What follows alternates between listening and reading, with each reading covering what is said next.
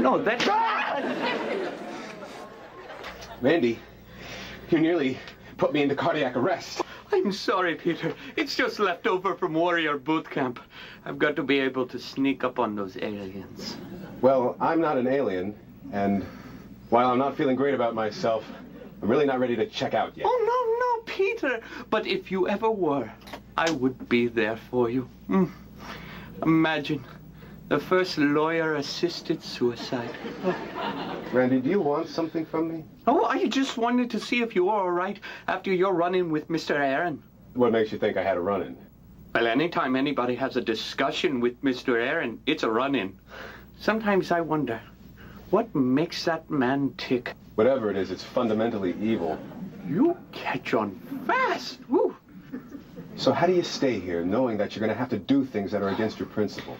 Back where I'm from, we have a saying. When you sleep with the cows, you become one. They say that in India? No, Wisconsin. The point is that some of our choices leave us feeling good about ourselves, while others leave us with a clean credit report. And when all else fails, pass the buck.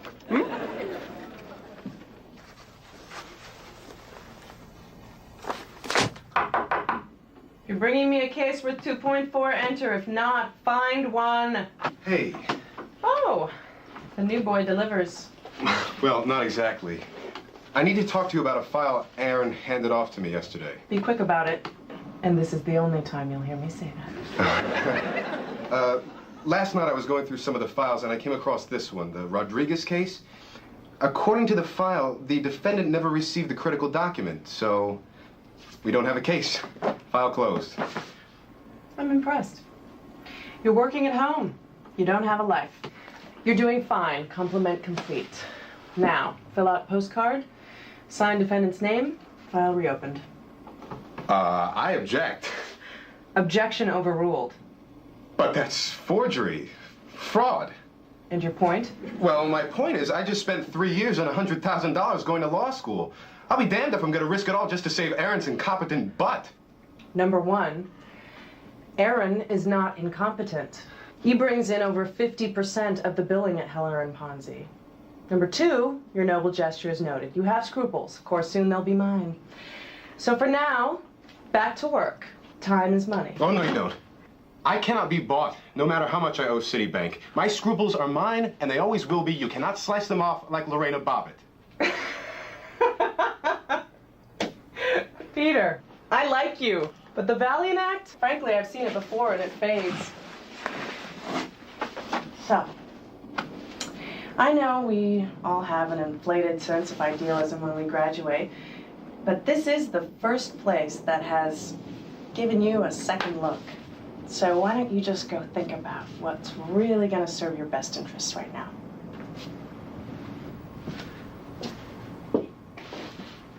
Well, after taking this conversation into consideration for the 5 seconds it deserves, I want to thank you for your time and tell you, effective immediately, I quit. 1 million? Or 2? Have a seat, please.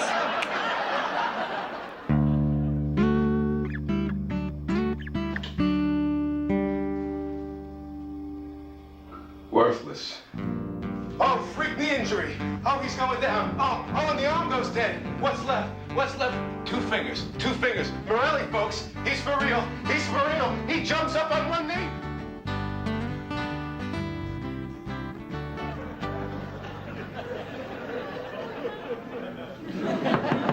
Aaron Silver. Peter Morelli, you have got some nerve. Excuse me? You barge into my house and I've got nerve? Did you really think that going to Julie would get you off the hook with that file? Look, Aaron, the point is moot. In case you haven't heard, I quit today, so why don't you just take your insufferable self and leave? Insufferable? Why, you self-righteous little snit! You know, you may think that you deserve to be working at Debevoise in Plimpton. As far as I'm concerned, you are overpaid with paralegal wages. That's it. This is my home, you're on my time, and I don't have to stand here and listen to a guy who will be disbarred and most likely in jail within the next year. Get out! Fine. Fine. Perhaps I was a little curt. What I meant to say was, Peter, look. You're a fine young lawyer with a bright future ahead of you. You don't want to fix the papers? Don't fix the papers. Tomorrow, you come back to work, and we'll both be employed as lawyers.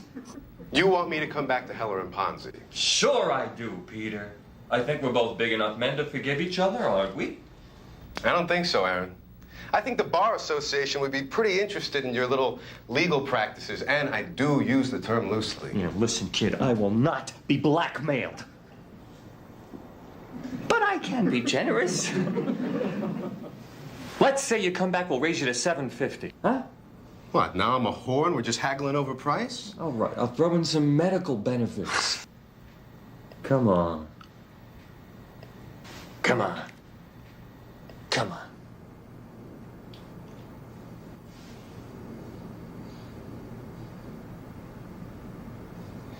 But in all fairness, Aaron, I don't plan on staying long. None of us did, Peter.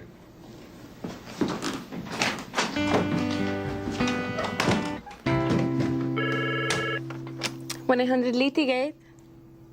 Uh-huh. Uh-huh.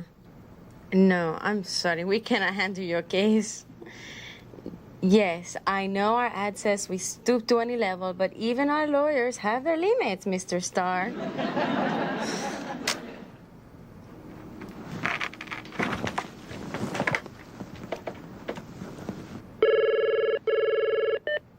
Make it fast. I'm so busy up here.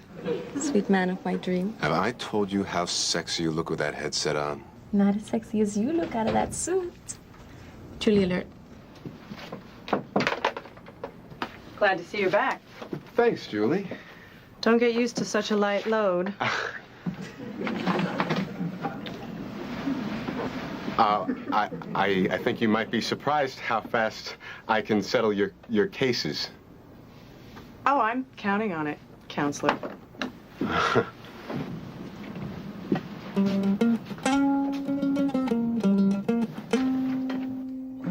So this is why Heller pays you the big bucks. No, this is why. Ooh, I'm impressed. You've earned your keep for the week. Thank you, madame. Rosie, get Heller on the line and call in the boys for a conference call. I'm glad to see you were successful in getting Peter back. I assume he agreed to a gag order on your tiny lapse of ethics. He and I have a gentleman's agreement. Just be careful around Peter. Julie, Julie, Julie. You can't possibly be suggesting that I curb my style of practicing law. What would that do to the firm's annual statement if I suddenly turned, ooh, I hate this word, honest? Nevertheless, I want to keep Peter on board. It'll make the firm look good. Oh, give me a break, Julie. You want him around because he's a young stud and you've envisioned him under your desk. And that's exactly where I'll have him. Not before he wraps a 50 round his business card at a car crash. Aaron, you know how I like a challenge. This is the closest you've ever come to turning me on. Professional instinct says he wraps his 50 before you wrap your legs. You're on.